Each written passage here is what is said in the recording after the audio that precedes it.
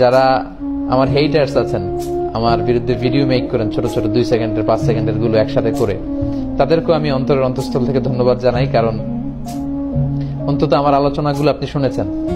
আমার শত শত ঘন্টা ভিডিও না শুনলে আপনি এই 10 সেকেন্ডের 5 সেকেন্ডের ভিডিও বানাতে পারতেন না। তার মানে আমার আওয়াজ আপনার কানে পৌঁছেছে, আপনার ঘরে পৌঁছেছে। আপনি যখন ভিডিওগুলো বাজিয়ে শুনছিলেন, আপনার স্ত্রী, আপনার সন্তান, আপনার কাছের লোকেরা হয়তো শুনেছে। আলহামদুলিল্লাহ যে আমার কথাগুলো পৌঁছে গিয়েছে আপনাদের কাছে। সো আমার এই ফ্রি পাবলিসিটির জন্য আপনাদেরকে ধন্যবাদ। তবে সম্মান দেওয়ার মালিক হচ্ছে আল্লাহ।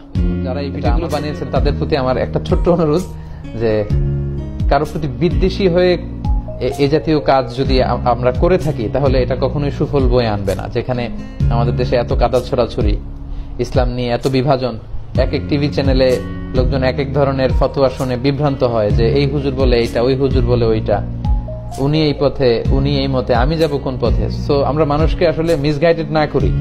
আমরা একজন মানুষের ভালো ভালো দিকগুলোকে যদি এপ্রিসিয়েট করার সুযোগ হয়, সেটার জন্য আমরা করি।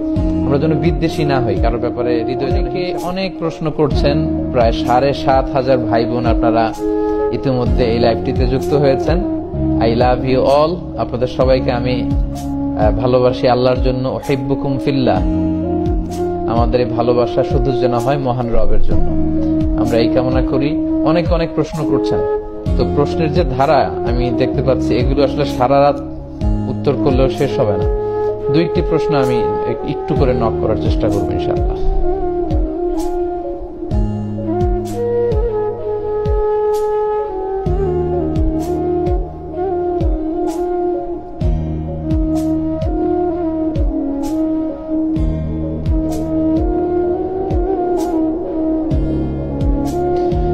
আপনি আপনার মতো আগান, ওই ভাইদের আমরা আপন মনে করলো। আচ্ছা, যাই হোক, আমরা প্রত্যেককে ভাই মনে করি। বিতিরের সালাতের ব্যাপারে আমরা বলেছি, প্রথমে 2 রাকাত, পরে 1 রাকাত পড়বেন, অথবা 3 রাকাত পড়লে মাঝখানে না বসে একেবারে শেষ বৈঠকে আমরা বসবো। এটা হচ্ছে বিতিরের সালাতের সহি পদ্ধতি। আমরা এভাবে পড়ার চেষ্টা করবো ইনশাআল্লাহ।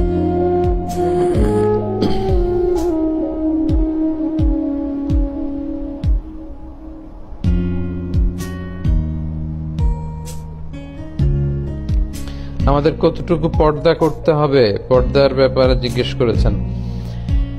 জি,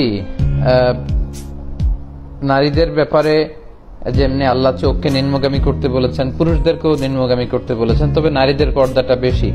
নারীদের পর্দার ক্ষেত্রে ওনাদের দেহের পোশাক ঢিলেঢালা হতে হবে।